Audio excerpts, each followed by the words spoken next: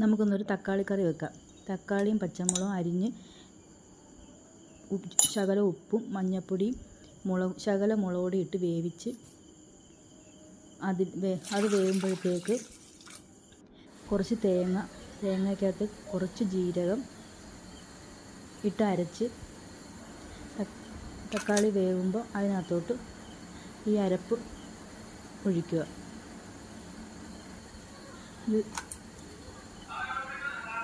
ഈ തിളച്ച് കുറച്ച് പുളിവെള്ളം ഒഴിക്കണം. തോനെ ഒഴിക്കരുത്, കുറച്ച് ഒഴിക്കാവുള്ളൂ. എന്നിട്ട് നന്നായിട്ട് തിളപ്പിച്ച് ആവശ്യത്തിന് ഉപ്പും ചേർത്ത് എന്നിട്ട് നമുക്ക് കടുക് വറുത്ത് ഇടണം. ഒരു പാൻ അടുപ്പത്ത് വെച്ച് വെളിച്ചെണ്ണ ഒഴിച്ച് കടുക്, കൊച്ചുള്ളി, കറിവേപ്പില, പച്ചമുളക് എന്നിവ നന്നായി മൂപ്പിച്ച് കറിയിലോട്ട് ഒഴിക്കുക. ചോറിൻ്റെ കൂടെ കൂട്ടാൻ നല്ലൊരു കറിയാണിത്.